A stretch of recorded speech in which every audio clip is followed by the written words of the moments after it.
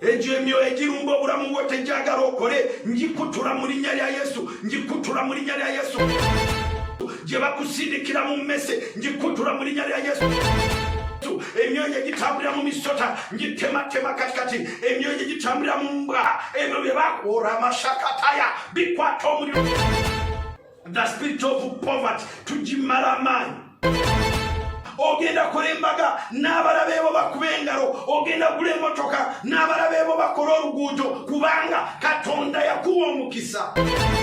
Obugaga bwonoonya tonoonya obwa kitaawo, tonoonya obwa jjajjaawo, noonya obugaga obuli mu Kristo. Katonda agenda kugagawaza, n'olwekyo ngenda kumenyamenya buli kikoligo kyonna eky'obwavu.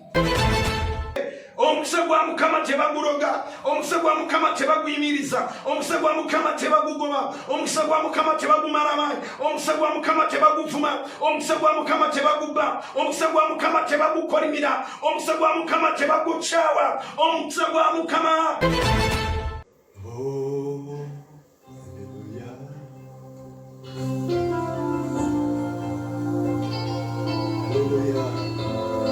Yimusa emikono gy'omubanga.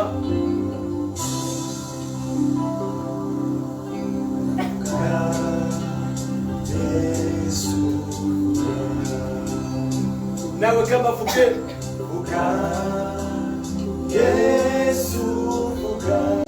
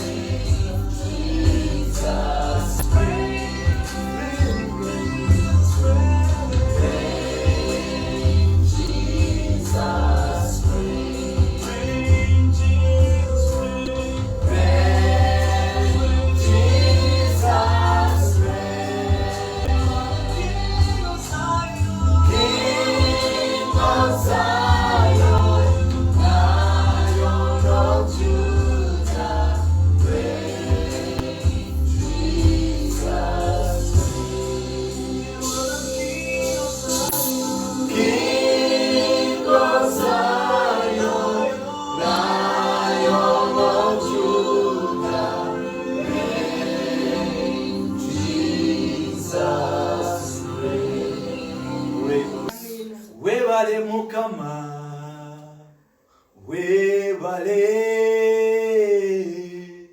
webale okundinda, webale Mukama, webale Ebeneza naniwe, webale Mukama, webale Mukama, webale, webale okundinda, webale Mukama, webale Ebeneza naniwe, webale Mukama, webale Mukama, webale, webale okundinda, webale Mukama,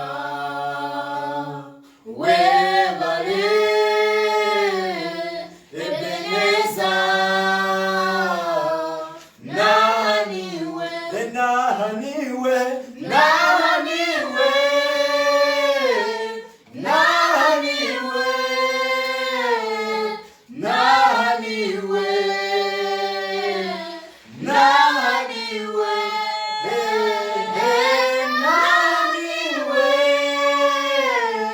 naniwe, Ebeneza naniwe, naniwe, naniwe,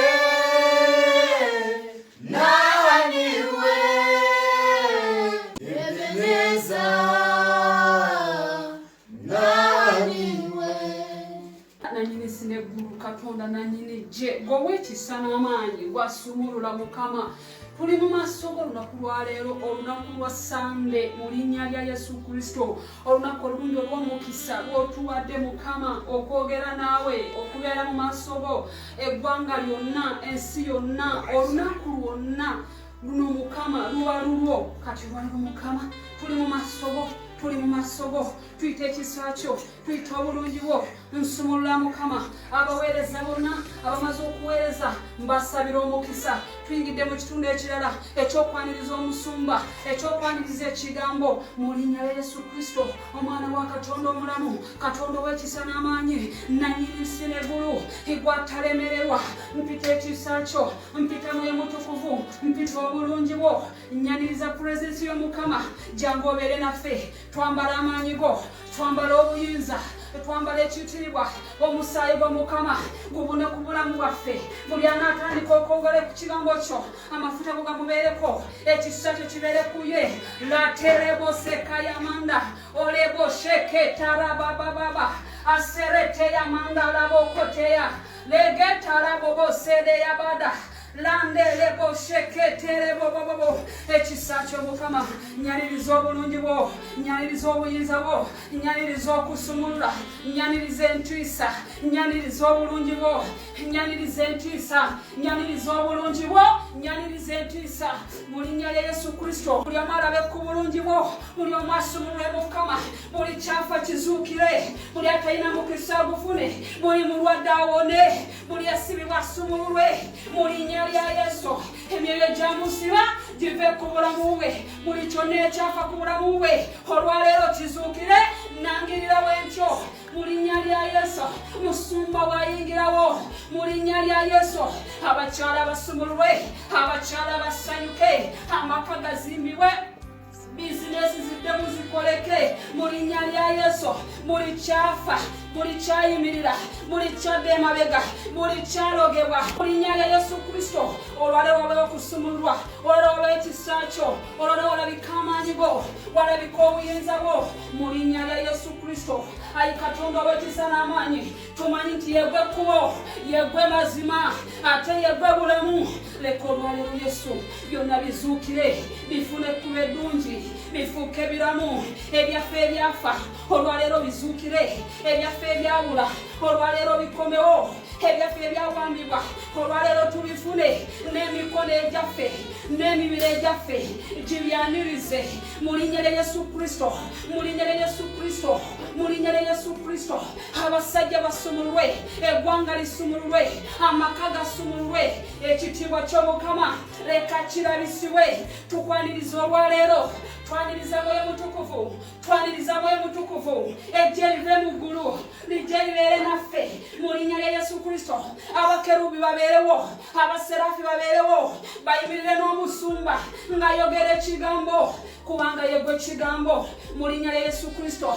Kigambo watuuse bitereera, kigambo watuuse bibeera bulungi. Nyaniriza Mukama Katonda, amafuta agavudde mu ggulu, ekitiibwa ekivudde mu ggulu, empisa evudde mu ggulu, bibeere ku musumba waffe bw'abanga atandika ekigambo.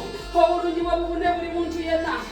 Musajja gw'osumulwa, mukyala gw'osumulwa, olwaleero oli mulamu, olwaleero vaayo ng'oyendereza ekigambo, ddamu essuubi ng'oyendereza ekigambo, ddamu amaanyi ng'oyendereza ekigambo, ddamu amaanyi, yambala amaanyi, osobole okusaba, osobole okusiiba, ozuukire naawe, ebibyo biveeyo, bizinesi eveeyo mu linnya lya Yesu, amakago gaveeyo, abaana bo baveeyo mu linnya lya Yesu. Empisa ya Mukama ebeere ku bulamu bwo. Buli kyakusiba olwaleero kitya kikuvaako, kikuvaako, kikuvaako, kikuvaako. Waliwo ekkubo eddamu, waliwo amazima ag'amazima ebagenda okusumulula mu linnya lya Yesu, ebatufuula baddembe kubanga twagaweebwa tuli baana ba Katonda, Katonda omulamu, Katonda omuwonya, Katonda asumulula. Kabaka ssebo, eggwanga lyaffe sumulula byonna, amaka g'abakyala, amaka g'abasajja, sumulula byonna. Ijjayo ssente zaffe mu linnya lya Yesu, bizinesi ziveeyo mu linnya lya Yesu. Buli omu kye yeetaaga olunaku lwa leero akifune Mukama, akifune Mukama mu linnya lya Yesu, akifune Mukama mu linnya lya Yesu. Abadde mu kkomera ery'ennaku asumulwe, abadde mu kkomera ery'amaziga asumulwe, abadde mu kkomera ery'okubeera yekka asumulwe mu linnya lya Yesu. Afulume, Petero nga bwe yafuluma naye afulume, ng'omukoma mu mbiriizi naye omukome mu mbiriizi mu linnya lya Yesu. Ave mu kkomera akwate omunagiro afulume mu linnya lya Yesu. Fuluma mu kkomera eryo, vayo n'obulamu bwo, vayo n'amaka go, vayo n'abaana bo, vayo ne bizinesi yo, vayo mu linnya lya Yesu. Buli kikoligo kikuliko nkusumulwa kati, yambala amafuta, yambala amaanyi. Waliwo ekisa Mukama. Weebale ssebo, weebale Yesu, weebale Taata. Waliwo omukyala avuddeyo, waliwo omusajja asumulwa, waliwo abaana abasumuluddwa mu linnya lya Yesu. Abaana babadde bakulema, abaana babadde bakulema ng'oyogera tebawulira, abaana banywa omwenge, abaana banywa taaba, batandise okufuuka abasiyazi, naye Katonda w'ekisa ayingiddewo, ayingiddewo, ayingiddewo, ayingiddewo, ayingiddewo mu linnya lya Yesu, ayingiddewo. Abaana bo olwaleero balamu, abaana bo olwaleero basumululwa, abaana bo olwaleero bateebwa, abaana bo olwaleero basoma bulungi ku masomero amalungi, bafuuka bagezi, basumululwa. Igwe abadde ebiwundu bibyo bikala bikala bikala, bibyo bikala, sikiniyo evaayo mu linnya lya Yesu. Waliwo kye bakwambaza n'okaddiwa ng'oli mwana muto, olabika ng'omukadde, naye olwaleero ofunye sikini ennungi, sikini eddamu, sikini ewona, osumulwa, osumulwa, nkulengera, osumulwa mu linnya lya Yesu. Ovaayo eyo gye bakuteeka mu ntaana, taata wo yakuwonga, oliko oluwongo, bakuwonga, bakuwonga. Ovaayo olwaleero mu ntaana gye bakuziika, olwaleero osumulwa, olwaleero oli mulamu, waliwo kigambo, kigambo yali Katonda mu linnya lya Yesu. N'olwaleero Katonda ayingidde eri obulamu bwo, ayingidde eri obulamu bwo, ayingidde mu nnyumba yo, ayingidde mu makaago, ayingidde mu kisenge. Osumululwa naawe, osanyuka naawe mu linnya lya Yesu. Waliwo entiisa ya Katonda, waliwo eyingidde mu makaago. Entiisa ya Katonda yiyo mpulira omuliro guugwo, omuliro gwaka gwokya buli kyonna kyebadde bakusindikira, kyobadde tomanyi ekiba kyankalanya kyayambala mwami wo nekimukyankalanya nekimufulumya amaka n'agenda. Olwaleero akomawo, olwaleero akomawo. Mwanirize mukyala gwe, yaniriza bbaawo, mwanirize akomawo. Kyebadde bamulisa olwaleero akisesema, kyebadde bamwambaza olwaleero akyeyamula mu linnya lya Yesu. Waliwo amaanyi agamwambula ebyo ebadde bamulisa. Olwaleero omuyina nga mulamu, omuyina nga mulungi, omuyina nga akwagala mu linnya lya Yesu. Mugenda kwagalana, mugenda kuteesa, mugenda kussa kimu mu linnya lya Yesu Kristo. Musajja gwe olwaleero mukyala wo abadde agenda mu basamize okunoonya eddagala, naye olwaleero musajja gwe omukyala wo Mukama musumulula. Byabadde aleeta tebirina mugaso mu linnya lya Yesu. No. Waliwo ekisa, waliwo amaanyi, omuliro gubyokya, omuliro gubyokya mu linnya lya Yesu. Omukyala wakyuse, akyuse musajja gwe agenda kufuuka mukyala mulungi, omukyala ateesa, omukyala afa ku maka ge mu linnya lya Yesu Kristo. Webale kabaka ssebo, waliwo amaka gozimbye, webale ssebo, waliwo amaka gozimbye. Tukwebaza Mukama, kabaka w'abakabaka, ayi ssebo kitange nkwebaziza olunaku lwaleero mu ttuntu lino, nkugulumiza, nkusaba ekitiibwa, nkwebaza taata kubanga osukulumye, osinga abanene, osinga ab'amaanyi, osinga ssente, osinga beegulumiza. Otelebasakataya ladegosenda yamanda mu linnya lya Yesu Kristo. Mukyala gwe togwa mu maanyi, musajja gwe togwa mu maanyi. Empologoma ya Yuda weri yazuukira olwaleero omulamu. Leka kukaaba, sangula amaziga. Olwaleero ogenda kuwulira ekigambo kya Mukama ekikusumulula, ogenda kuwulira ekigambo kya Mukama ekikuzaamu essuubi, ogenda kuwulira ekigambo kya Mukama mu linnya lya Yesu.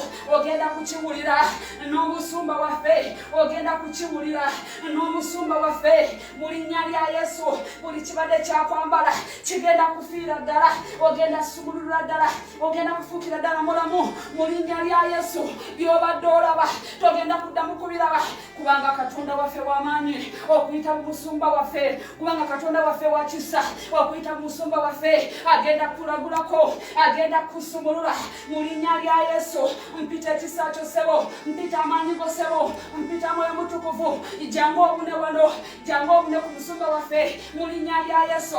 Kanayingirawo ekisa kyo kibeere ku ye, kanayingirawo amafuta go gabeere ku ye, kanayingirawo omusaayi go gubeere ku ye, kanayingirawo ekigambo kyanajja nakyo mu linnya lya Yesu.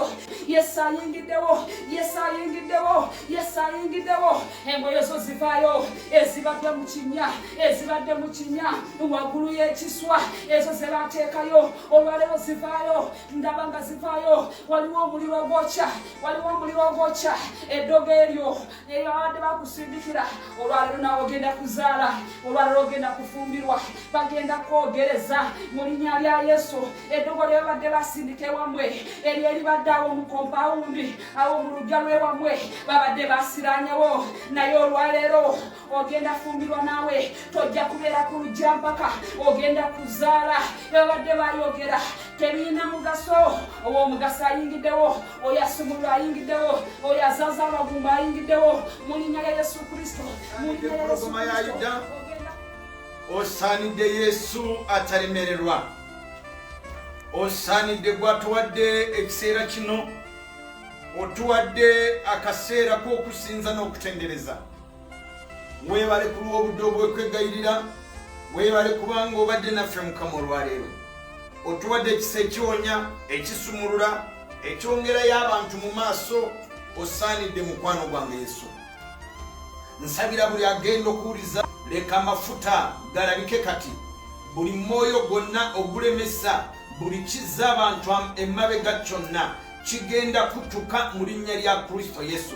Nyaniriza omwoyo omutukuvu akutule enjegere ezaaba basibirwa nga tebakimanyi, ezaaba basibirwa nga bakimanyi, ezaabo abeeteeka mu bizibu. Mukama tusaba obasaasire kubanga bakkiriza olwaleero ne bagoberera ekigambo kyo. Abo bonna abasibiddwa bajjajja baabwe, abasibiddwa bazadde baabwe, ababeera mu busibe nga tebakimanyi, kyekiseera ekyokusumulwa. Tukwaniriza Mukama mu prophetic service. Jangu oyogere gye tuli, jangu otusumulwe, jangu oyogere eri abantu bo balabe ekisa kyo, balabe okusumulwa mu linnya erya Yesu. Amen, amen, amen, amen. Mwebale nnyo ababadde mukutendereza n'okusinza Mukama. Mwebale Pastor Benna, mwebale abaweereza mwenna aba Kampala Kingdom of Christ, mwebale abali ku mukutu guno olwaleero lwe nabagamba nti si lunaku lwa bulijjo, lunaku lwa kutendereza, lunaku lwa Katonda, lunaku lwa kusinza Mukama. N'olwekyo nsaba obeerewo, nange ngenda kwogera eri amaanyi agakutula enjegere ez'obwavu. Olwaleero ngenda kwogera ku maanyi agakutula enjegere ez'obwavu mu linnya lya Kristo Yesu. Buli lujegere lwonna, buli ekyakwambala kyonna nga kyekwese omwoyo wa Mukama agenda kigoba mu linnya lya Kristo Yesu. Nkwaniriza era weebale okubeerawo mu linnya lya Yesu. Njagala tusome ekigambo kya Mukama ky'amateeka ekyokubiri, essula eya 33 olunyiriri olw'e11. Wagamba nti ebintu byabwe Mukama biwenga omukisa, okkiriza omulimu gw'emikono gyabwe, kwetenterenga abalabe ddala, abalabe baabwe ddala ddala, ababakyawa balemenga okuddamu okubalumba. Mukama yebazibwe nnyo. Waliwo points 3 zetugenda okwogerako zokka mu service y'olwaleero oba mu ssaawa eno. Mukama agenda kuwa omukisa ebintu byo, okkirize emirimu gy'emikono gyabwe. Ekyo kitegeeza nti kyokola Mukama asobola okukikiriza oba n'atakikiriza. Essaala yange olwaleero egamba nti Mukama akkirize emirimu gyo. Yesu yeebazibwe nnyo. Obeetenterenga ddala abalabe baabwe, abo ababakyawa balemenga okuddamu okubalaba. Points ziri 3. Mukama akuwa omukisa, Mukama akkirize emirimu gy'emikono gyo, Mukama agobere wala abalabe bo mu linnya erya Yesu Kristo. Twanguwe mangu mu kitabo kino essula ya 28. Essula 28 olunyiriri olusooka. Wagamba nti bw'onoonyiikiranga okuwulira eddoboozi lya Mukama Katonda wo n'ogondera ebiragiro bye byonna bye nkulagirira leero, onoogulumizanga okusinga amawanga gonna agali ku nsi. Kino Bayibuli etugambye mu kitabo kino ekya Deuteronomy 33 olunyiriri lwa 11 nti Mukama awenga omukisa abantu be. Ngenda kwogera ku mukisa gwa Katonda, naye ate ekitali mukisa kiba kikolimo. Ate ekikolimo eky'omukisa bwe bagamba nti ono talina mukisa, waliwo ebirabika ku muntu oyo. Ekisooka kya byonna buba bwavu. Njagala leero tufaitinga omwoyo ogw'obwavu, tugumenye, tugugobere ddala. Omwoyo gw'obwavu ogugoberera obulamu. Genda kusaba essaala egoba emyoyo gy'obwavu mu linnya lya Kristo Yesu omwana wa Katonda omulamu. Kansooke njogera eri omwoyo ogwo. Omwoyo gw'obwavu gwavaawo. Omwoyo gw'obwavu gwatandika Mukama Katonda bwe yagoba Adamu mu lusuku olwa Edeni. Omuntu yakkirizibwa okuba nga asobola okubeera omwavu oba omugaga, kubanga yatandika okukola buli kyafuna kyonna nga kiva mu ntuuyo ze. Ekitegeeza takola tasobola okufuna obugaga, tasobola okulaakulana. Obanga tokola tekisoboka.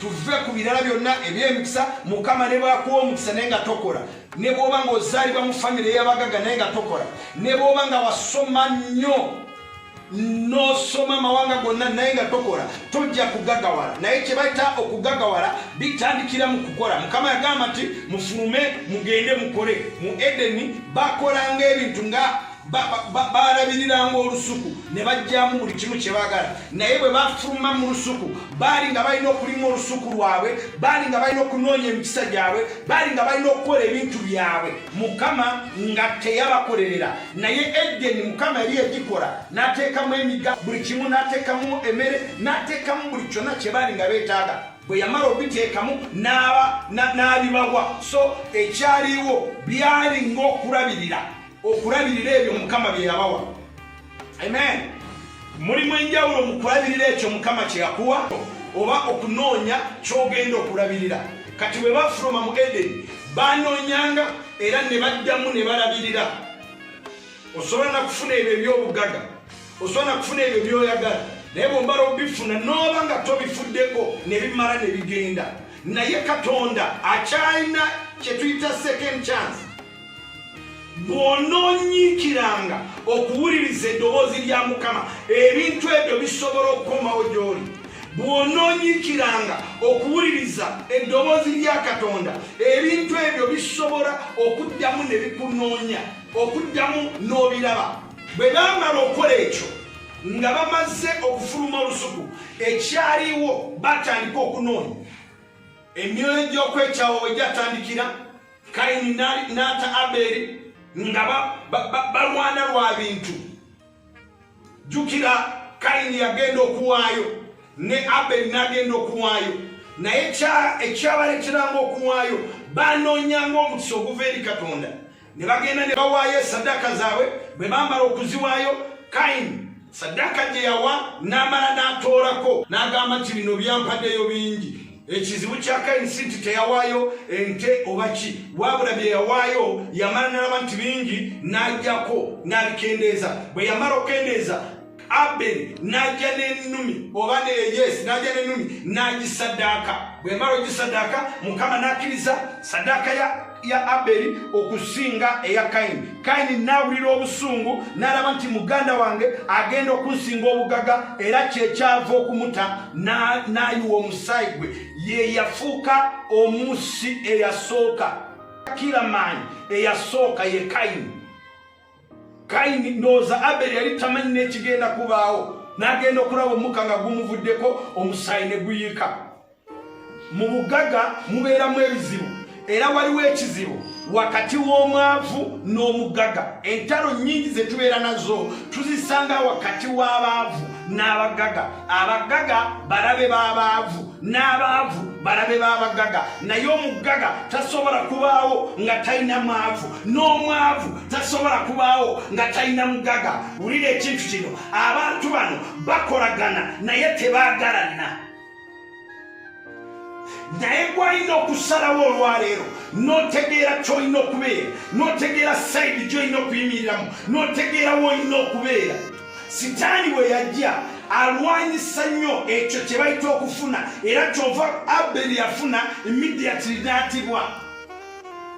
Sitaani kasita amala okuyingira ayambala abo abatalina ne balumba abalina. Eddogo livaawa liva eri abo abafightinga abantu abafuna.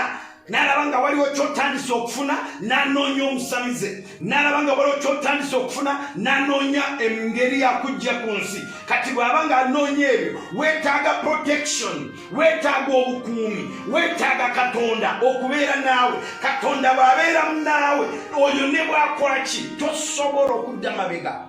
Gamba mina nnyo, tosobola okudda emabega. Wadde bibeera nga bitabuse, wadde bibeera nga birimu ebityo, naye Mukama Katonda bw'abeera naawe era tosobola kudda mabega. Omwoyo gw'ettima, omwoyo gw'okuwulira obulumi nga munno waliwo kyafunye, gwe mwoyo gwe tuyita omwoyo gwa Sitaani. Era kife kye tuyita ekibi eky'Adamu oba ekibi ekirondoola. Ekibi ekirondoola bubeera kweyagaliza wekka. Kati eyo y'ensobi y'abagaga abatali balokoleze babeera nazo. Bw'ogagawala, Sitaani ajja n'akugamba nti ogagawale wekka, n'otandika okuba amataka g'abaavu, n'otandika okukola bubabaavu, n'otandika okubatulugunya, n'otandika okukola ebintu eby'enjawulo. Buli agezaako okugagawala bw'ozimba ekikomera toyagala afune nga bwe wafuna. ogwo gwemo ekyo kyekiba ekirondoola kyalondoola abo abafuluma mu Edeni bwe bamala okufuluma ekibi ekyokweyagaliza bokka ne kibalondoola ekyo ne kireetera abalala okubakyawa. Kati awo obulabo buli wakati w'abantu bano bwe ngenda okufayitinga olwaleero bwe ngulawo oba bwe ngenda okugulirawo olutalo wakati w'abantu abo. Mukama yeebazibwe nnyo. Haleluya. Oyagala okulakulana bangi edda batugambanga nti okugagawala kibi. Bw'ogagawala ojja kubanga okoze bubi, kubanga abagaga babeera n'amalala, abagaga beegomba ebyensi okusinga eggulu, abagaga era bye boogera ebyo byonna bituufu. Bw'omala okugagawala oluusi ebintu ebyo otandika okubitunulamu. Oba obadde osaba emirundi 5 otandika 4, 3, 2, 1 n'otandika okugamba nti ne bwe mba nga sisabye Katonda amanyi. Waliwo gwe nawulira ng'ayogera nti Katonda musaba ki ate ng'amanyi byonna. Sina kumusaba. Kankubulire, okusaba kwetaagisa. Era buli bw'osalawo n'osaba wabeerawo oluggi olwegulawo. Kati ekyo nja kukyogerako nga ngenda okusaba. Naye nkyali ku lutalo oluli wakati w'omwavu n'omugaga. Embeera y'obwavu kintu kibi nnyo. Kyova Sitaani ye buli bw'akola aba ayagala osigale mu bwavu. Bayibuli etulaga nti Mukama yateekateeka ng'omukisa eri abantu be. N'olwekyo Saala gye ngenda okusaba olwaleero, Saala yakutula enjegere ez'obwavu. Nabagambye nti waliwo olutalo wakati w'abaavu n'abagaga. Kuva nga abaana b'abantu bafuluma mu Edeni okutuuka Yesu okukomawo, abaavu bajja kubeerawo era n'abagaga bagenda kubeerawo. Naye neetaaga okutegeeza nti bw'asalawo n'ova mu bwavu oba n'ova mu bugaga, tebimala gajja. Omukisa bagukola si kintu ekimala gakugwiririra.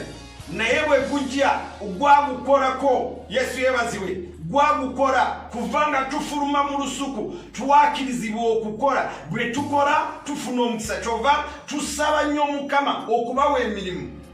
Tetusaba Mukama okuwa sente, no, wabula tusaba Mukama okukuwa emirimu egireeta sente, okukuwa emirimu egireeta kyoyagala. Mukama yeebazibwe.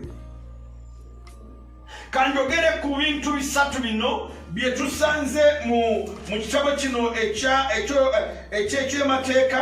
eky'amateeka ekyokubiri essula ya 33 olunyiri lwa 11. Bayibuli yatugambye nti ebintu byabwe Mukama biwenga omukisa. Ebintu byabwe kogamba tekyetaaga ebintu bingi nnyo, tekyetaaga ebintu ebinene nnyo, tekyetaaga ebintu nti osooke ofune ebyamaanyi ebisingawo. Wabula weetaaga nti ekyo ky'olina mu mukono Mukama abuuza nti olina ki mu mukono ogwo nkiwa omukisa. Musa mu kitabo ky'Okubala essula 14 Mukama yamugamba nti olwaleero ngenda kugoba Omumisiri oba ngenda kuggyawo Omumisiri mu maaso go. Farao gwe walabye toliddamu okumulaba nate, naye yasooka n'amufeesinga, yasooka n'amulaba. Embeera gy'olimu wasooka n'ogifeesinga, n'ogitambuliramu, n'owulira weeruma, n'owulira engeri gyetawaanya. Naye wadde yakutawaanya, tulina Katonda ali waggulu w'embeera ezo zonna, tulina Katonda abisobola. Haleluya. Abakola abatakola, waliwo ekintu ekyokubiri kye bayita omukisa. Bayibuli etugambye nti owenga omukisa. Ebintu byabwe nsaba Mukama wonna w'oli awa omukisa buli kintu kyo ky'olina.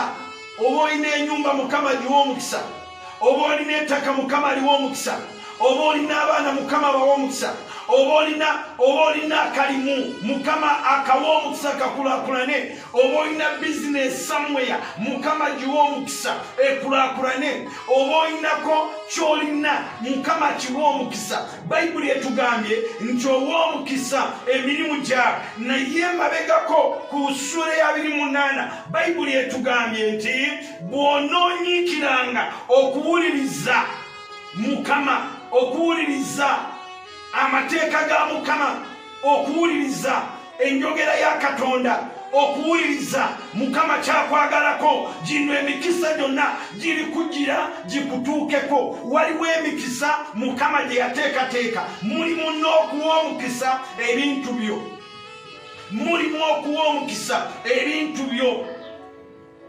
Buli mwana azaalibwa ogenda okulaba nga ebibatu bye byesibye, abeera nga asibye ebibatu bye nga waliwo kyalina mu mikono gye.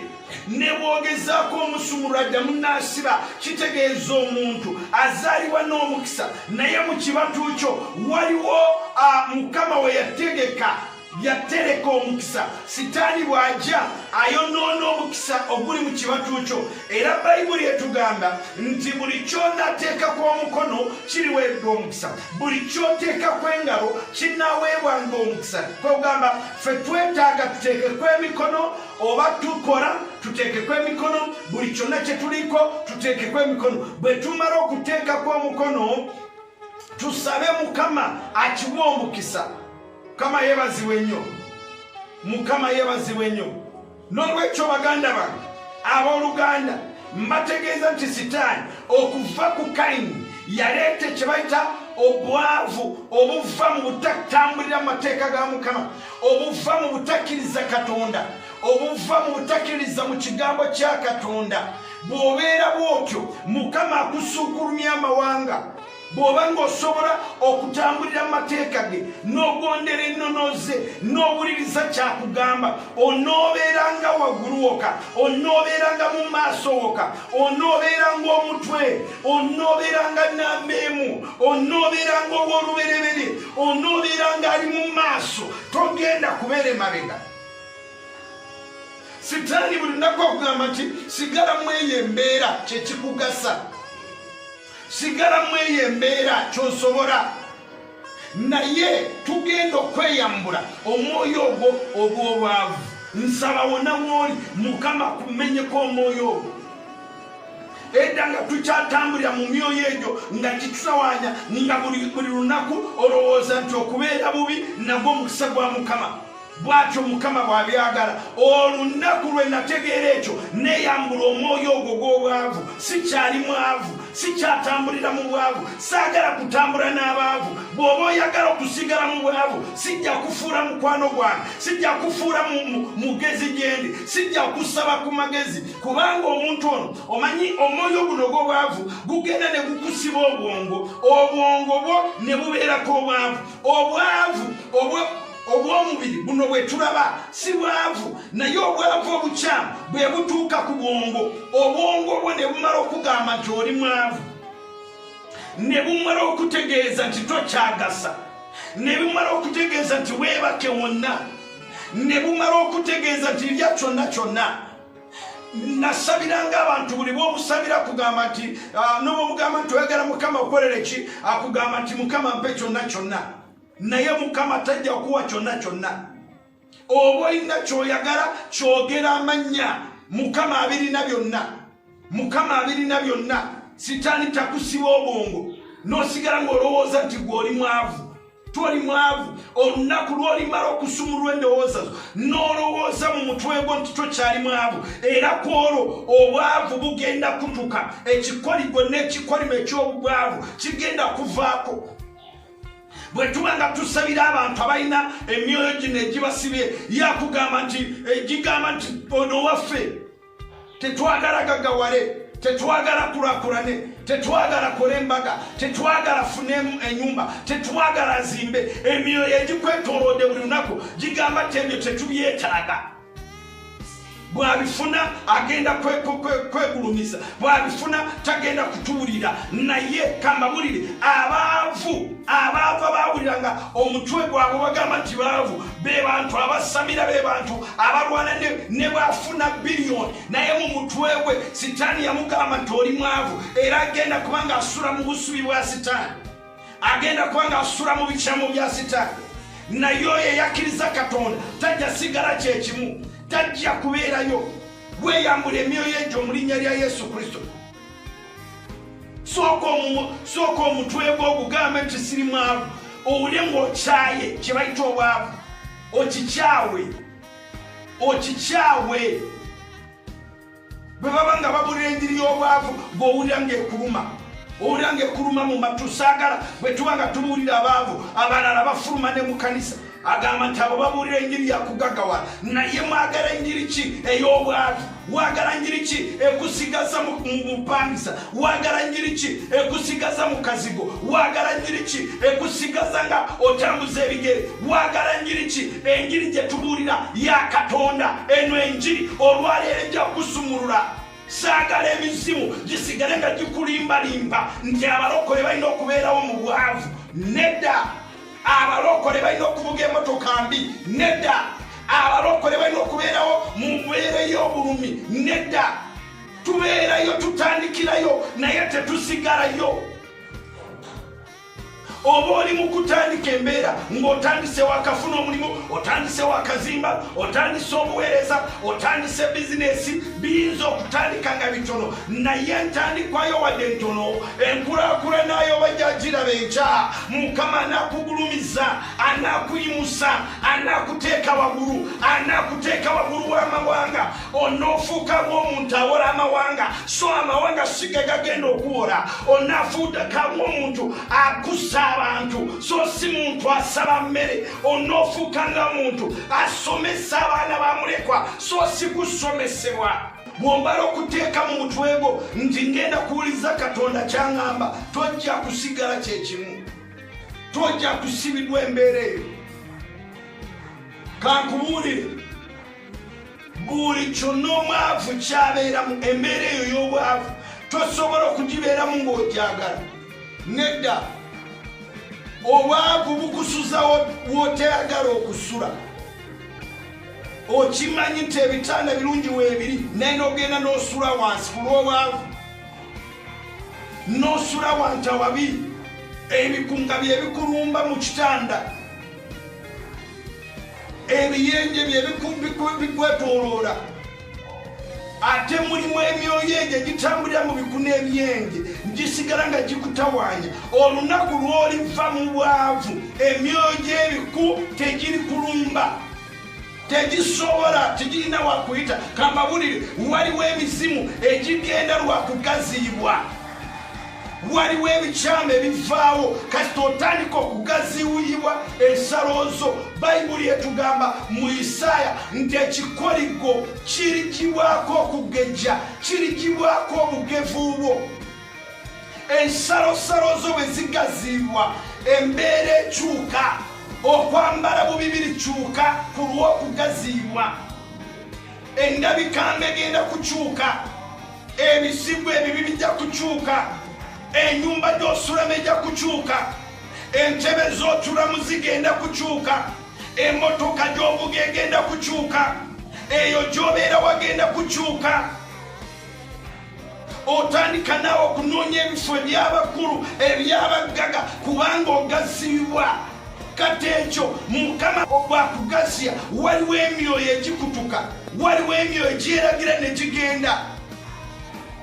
Ekikoligo ky'obutafumbirwa kigenda kuvaawo lwakuba Mukama kugazya, n'akuwa embaga, n'akuwa kwagala n'okulaakulana naye. Ekikoligo eky'obutazaala kijja kuvaawo ng'onyiikidde mu makaago. Ekikoligo ekyakutuulira kyonna kivaawo kubanga Mukama alina ekirala ky'akoze. Mukama talikuwa mwana nga tolina mwami, nga tolina mukyala. Mukama tajja kuwa motoka nga tolina parking, tolina wogiteeka. Mukama tajja kuwa ennyumba ya biliyoni nga tofunangako miliyoni 10. waliwo wotandikira n'okulakulana. Ekikoligo kirigibwawo lwa bugevu, lwa kugaziibwako. Nsaba omutwe gwo ogugambe nti mu linnya lya Yesu omwoyo gw'obwavu ngweyambula, ngwejjako. Obwavu bukulisa emmere gy'otaaniridde.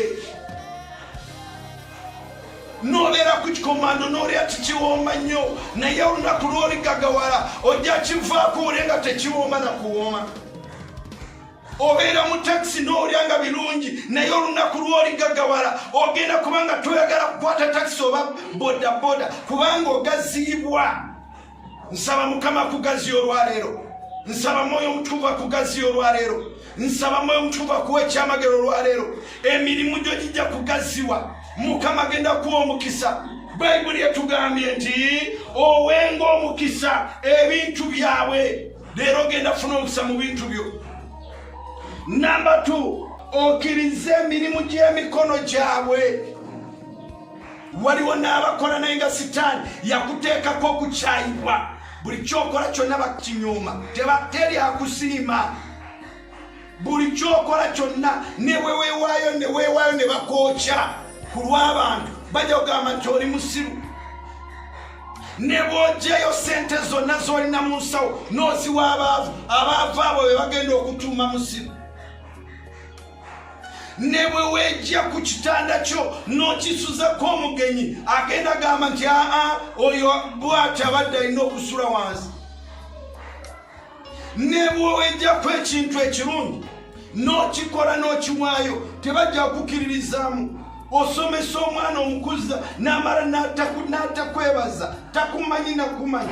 Kiva kuki? Waliwo ekikoligwa ekikuliko eky'obutasiimibwa, nakyo kikutuka mu linnya lya Yesu. Mukama akkirize emirimu gy'emikono gyo. Buli kyokola kabeere nga katono, Mukama akakkiririzeemu. Kabeere nga katini, Mukama akawa omukisa. Kabeere nga okole ekinene kirabike mu maaso ga Mukama nti naawe wakoze.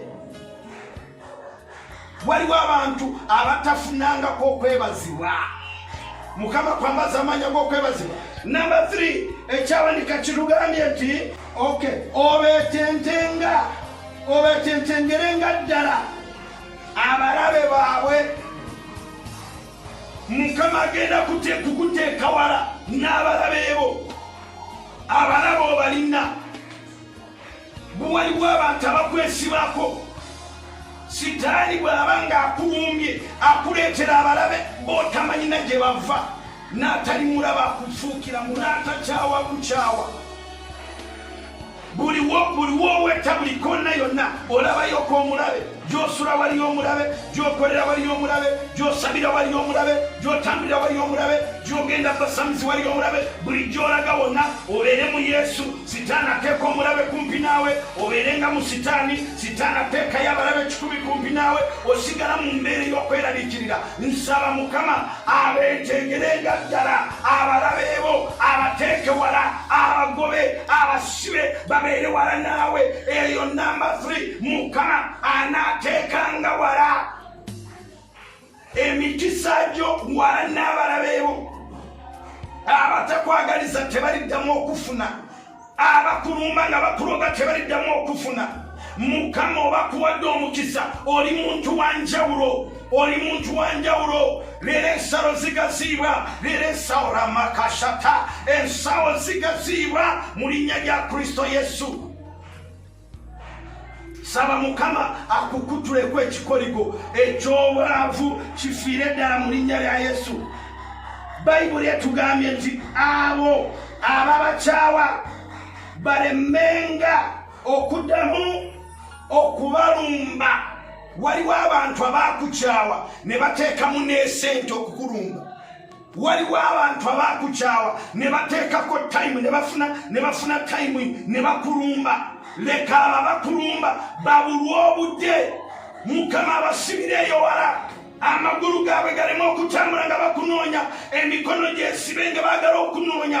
Amaaso gabeere mazibe nga bakunoonya. Mukama Katonda akuteeke wala n'abalabe, akuteeke wala n'eddogo, akuteeke wala n'abakuvuma. akuvuma akuteeke wala n'abatakwagaliza akuteeke wala mu linnya lya Kristo Yesu. Ngenda kusaba naawe oba onyikidde mu nnono za Mukama, oba onyikidde mu byamagero bya Katonda, oba onyikidde mu kigambo kya Mukama, ebyo byolowooza nti byafa tebijja kudda mu kufa. Yesu yeebazibwe. Mukama Katonda anakola ebinene. Emyoyo egirumba ekiro n'emisana bwe gigambe nti nze temunsobola, Katonda n'atulwanira entalo. Abakunoonya tebajja kufuna, abakulumba tebajja kutegeera. Moyo wa Mukama gyali luno olunaku Mukama lukuwadde mu linnya lya Yesu. Ngenda tandika okusaba, tugenda kumenya ekikolibwa ekyo ky'obwavu kyekikuleetera ettima, kyekireeta obutaagaliza, kwegamba abantu abo tebasanyuka. Nsaba omwoyo wa Mukama akole ebinene eby'obulamu bwo olwaleero mu linnya lya Yesu. Kankuwe ku magezi ko katono. Waliwo ebintu bisatu byengenda okugamba. Namba emu, obanga weekutulako omwoyo gw'obwavu, sooka ogamba amagezi go owakanye kye bayita obwavu. N'obanga ogenda okwambala oyambale ng'abagaga, n'ogenda kulya olye ng'abagaga, n'ogenda tambula otambule ng'abagaga, n'ogamba buli kyokola ogamba amagezi go nti kino kyo okikoze nga mugaga. Lekeraawo emboozi ez'obwavu, lekeraawo okweyatulako nti oli mwavu, lekeraawo okweyatulako nti toli kyolina, nti oli musege, nti oli mulambo gw'embwa, oli siringanyi, nti oli muntu oyo. Ebyo sooka byejemu. Eyo yenamba emu, bijje mu mutwe gwo, okeere ku makya ogambe nti ngenda kunoonya obugaga.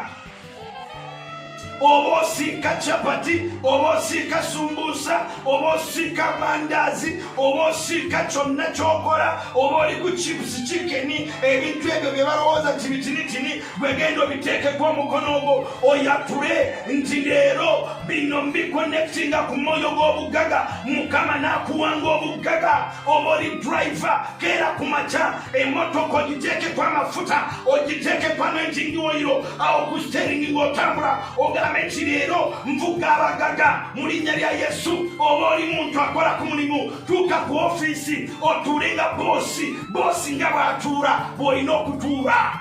Oli muwanguzi, toli muto, toli mukyamu, warokoka, wabivaako, wanyikira mu nnono za Mukama. Kyekikussa obwavu, kyekikusibiddeeyo, oli mu misango, naye olina okuvaayo mu linnya lya Yesu.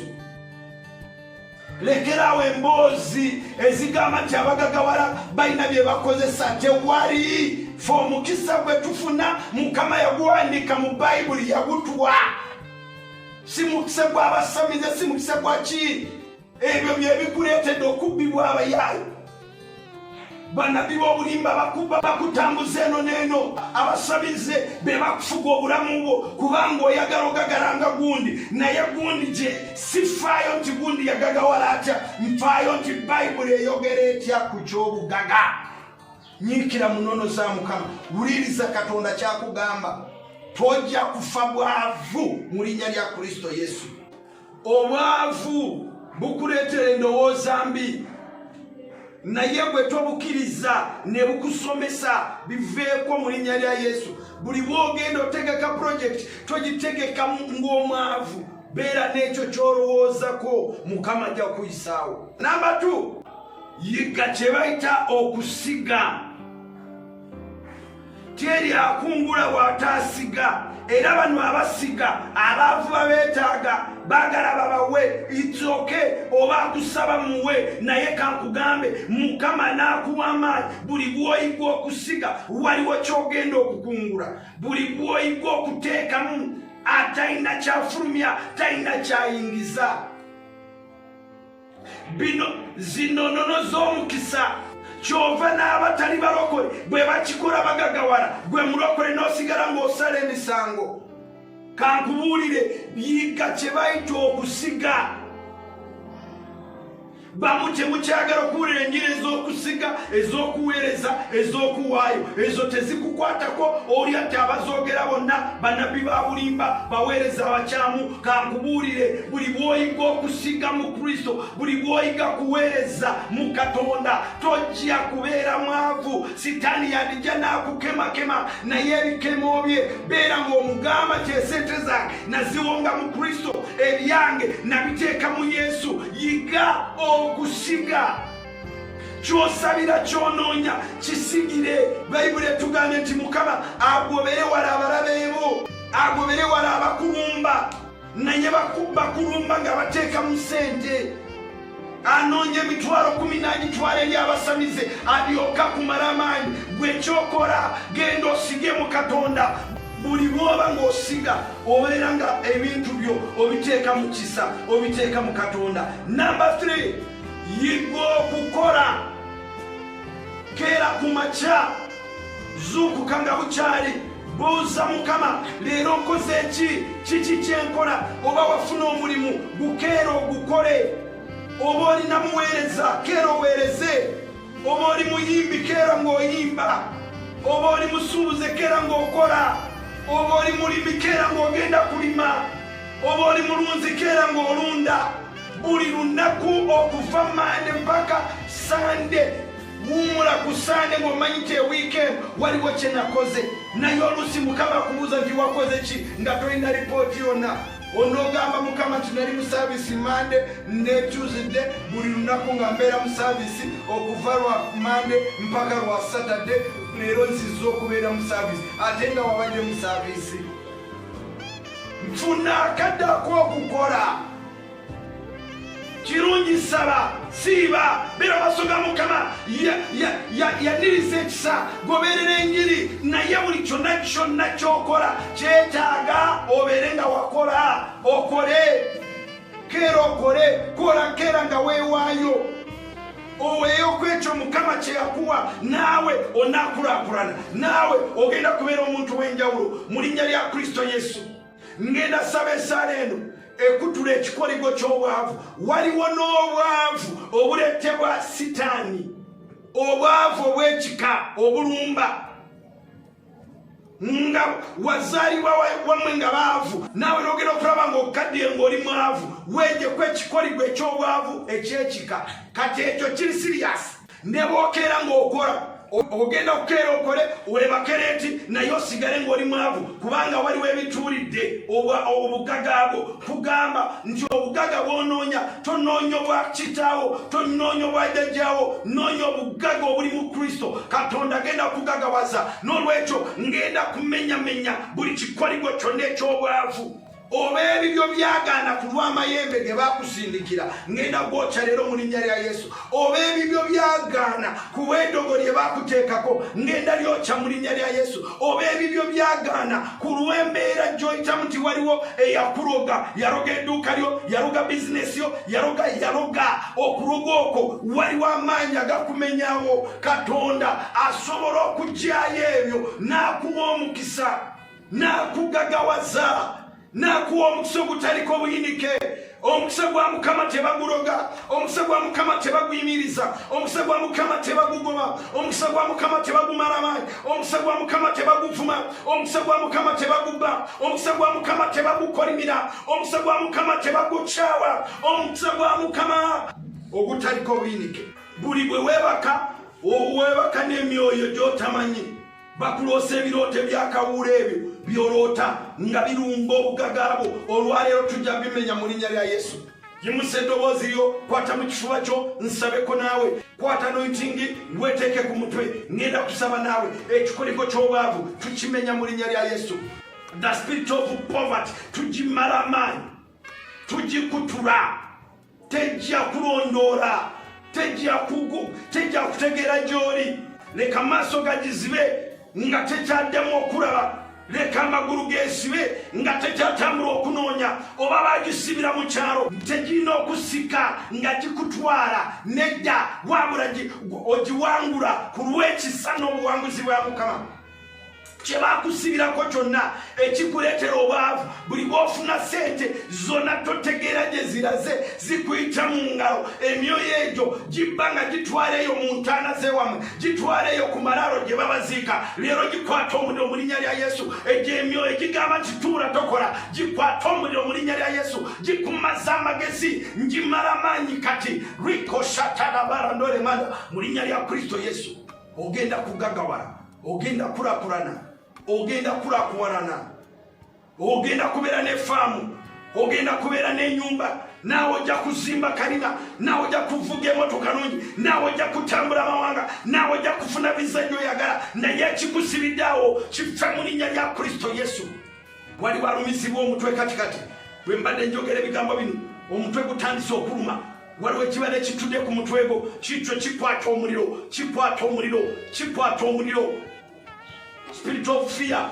emyoyo egikutiisa nga weebaka buli bwogenda kwebaka olya ngo omutima gwo gukankana otya okubeera na mu nyumba otya okufuluma toyagala abantu bakulabe egyo emyoyo egirumba obulamu bwo tegyagala okole ngikutula mu linnya lya yesu ngikutula mu linnya lya yesu gye bakusindikira mu mmese ngikutula mu linnya lya yesu emyoyo egitambulira mu misota ngitematema katikati emyoyo egitambulira mu mbwa ngitematema kapa ebyo bye bakora amashakataya bikwata omuliro mu linnya lya kristo yesu bikwata omuliro mu linnya lya kristo yesu bakulisa ennyama z'abafu olwota ng'oli ku lumbe olwota ng'oli mu mbaga z'otamanyi nga bonoona embaga zo nga bonoona enkulakulanayo olwaleero ovaayo mu linnya lya yesu ebikusibidde mu bwavu menyamenya enjegere n'ebikoligo eby'obwavu palado ebranasamando rikoshakatakaramando mbimenyamenya mbimenyamenya mbimenyamenya mbimenyamenya mbimenyamenya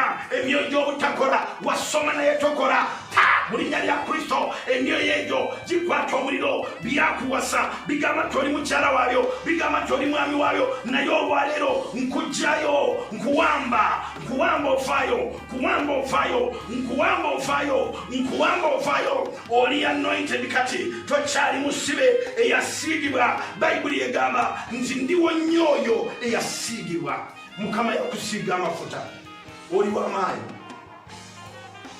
kitaffe ali muggulu katonda talemererwa nsabira oyo akkiriza essaawa eno okumenya omwoyo gw'obwavu okwejja kw'ekikoligo ky'obwavu ekyamutuulira okubeerawo buli lunaku alowooza endowooza z'obwavu buli bwakolakola ng'omwavu ne bw'asaba asaba ng'omwavu mu linnya lya kristo yesu tumenye ekikoligo ky'obwavu kyonna tumenya eddogo ly'obwavu lyonna tumenya kalondoole y'obwavu byonna mu linnya lya yesu kristo emyoyo gino tugikuba omuliro nsindika omuliro eyo mu bisenge gye basula nsindika omuliro eyo mu ofiisi gyakolera nsindika omuliro eyo gyabeera nsindika omuliro eyo gyafumbirwa nsindika omuliro eyo gyazaalibwa nsindika omuliro eyo gyabeera nsindika omuliro eyo gyapangisa nsindika omuliro eyo awali ekyalo kye nsindika omuliro eyo gye babaziika nsindika omuliro eyo gye bakolera nsindika omuliro eyo gye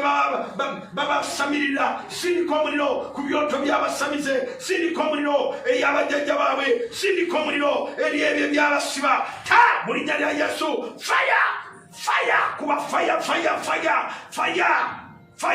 omwoyo gw'obwavu faya gukwata omuliro gugenda gukuvaako gukuva ku mutwe gwagaana okuzaala gwakugaana okulakulana gwakugaana embaga gwakugaana emikisa gwakugaana okubeerawo gwakugaana okuzimba faya mu linnya lya yesu kristo mu linnya lya yesu kristo oba baafu gwe togenda kufa bwavu wakana ovaayo mu linnya lya kristo yesu tusabidde omukisa tusabidde obuwanguzi mwoyo wa mukama abeere naawe olwaleero wangula oyagala kulokoka obulamu bwe yesu buwe yesu we wali obuwanguzi ebigambo bino byonna bye tusomye bikwata ku bantu abakkiriza kristo ne bawangula bw'okkiriza kristo oba tonnabakkiriza kkiriza essaawa eno oyatula ebigambo bino gamba nti ayi yesu nzikiriza n'omutima gwange nti wafa n'ozuukira funa obulamu obutagwawo n'olwekyo olwaleero nsaba onteeke mu kitabo ky'obulamu onzigyeko ekikoligo eky'obwavu n'okufa ompe omukisa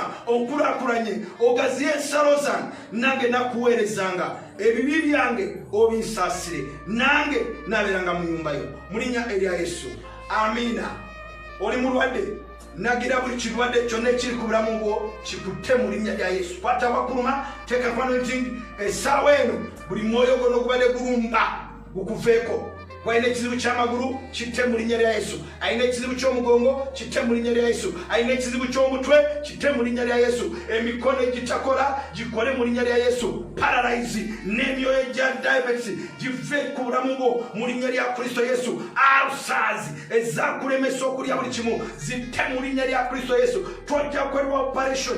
Oli muwanguzi, oli muwanguzi, oli muwanguzi, oli muwanguzi, oli muwanguzi. Bamulamu mu linnya lya Yesu Kristo. Wagenda okuwaayo otegedde oba osobola okumenya ekikoligo ky'obwavu. Siga kwata ensigo oyo gisindike ku nnaamu eyo gy'olaba ku screen yo gy'ogenda kozesa.